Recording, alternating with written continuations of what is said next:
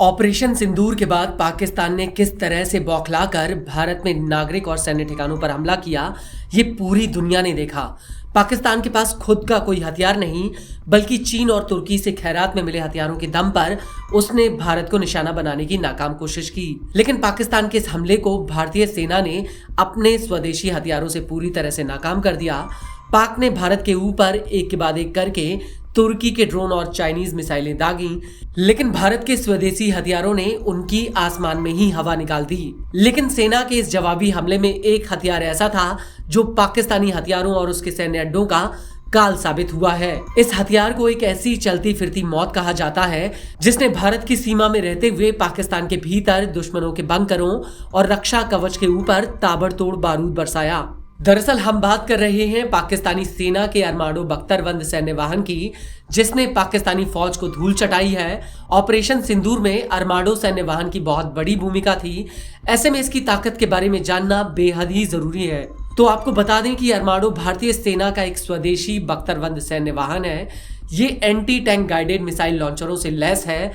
इसे आसानी से कहीं भी ले जाया जा सकता है। अरमाडो दुश्मन के लिए बेहद ही विध्वंसक है। ये दुश्मन के टैंकों को निशाना बना सकता है।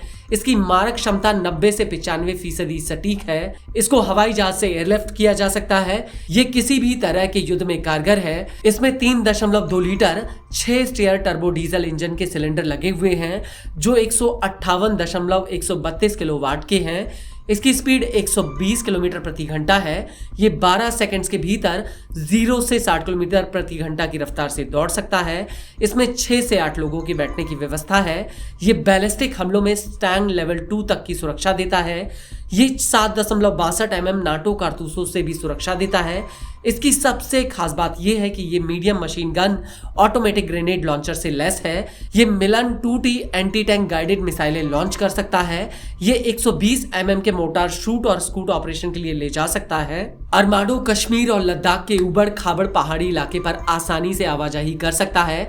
ये 400 किलो से लेकर 1000 किलो तक का प्लेलोड ले जा सकता है। ये IED और जमीन में बिछे बारूद से सुरक्षा देता है। इस सैन्य वाहन का इस्तेमाल आतंक निरोधी, जासूसी, बॉर्डर पेट्रोलिंग और स्पेशल ऑपरेशन में किया जा सकता है।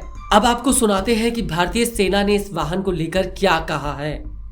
ATGM मतलब एंटी टैंक गाइडेड मिसाइल, इसके द्वारा मिसाइल फायर होती है स्पेशली दुश्मन के लिए। दुश्मन के जो टैंक के बरखिलाफ ये काम करता है। तो क्या और भी चीजें उड़ा सकते हैं जैसे बंकर वगैरह? जी, बंकर। इसके अलावा टैंक के साथ साथ ये बंकर और दुश्मन के पोस्ट को भी बर्बाद कर सकते हैं।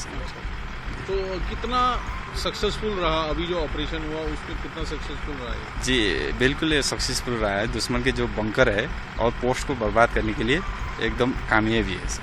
तो एकदम सटीक निशाना लगा? जी, इसका हिट प्रोबेबिलिटी है 90 to 95%, इसीलिए इसका मतलब एक्यूरेसी बहुत ज़्यादा है। और ये जैसे गाड़ी पे है, मूवमेंट भी हो सकती है?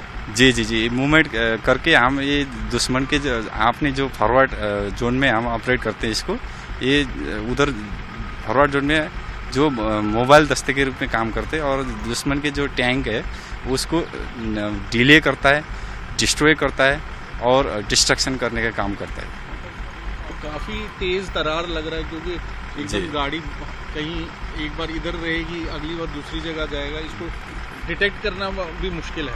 जी साहब, ये जो इसमें ATV भी है और बुलेट प्रूफ होने के कारण इसका मूविलिटी भी बहुत ज़्यादा है सर। इसके काफ़ी कामयाबी है। और दुश्मन के लिए भी इसको पकड़ पाना मुश्किल है। जी, मूवमेंट रहता है इसका। जी, मूवमेंट ज़्यादा रहेगा तो थोड़ा। और अरमाडो की इसी ताकत को देखते हुए इसे यूं ही नहीं दुश्मन का काल कहा जाता है, जो पलक झपकते ही उसकी चौकियों, बंकर और उसके हथियारों को मिट्टी में मिला देता है।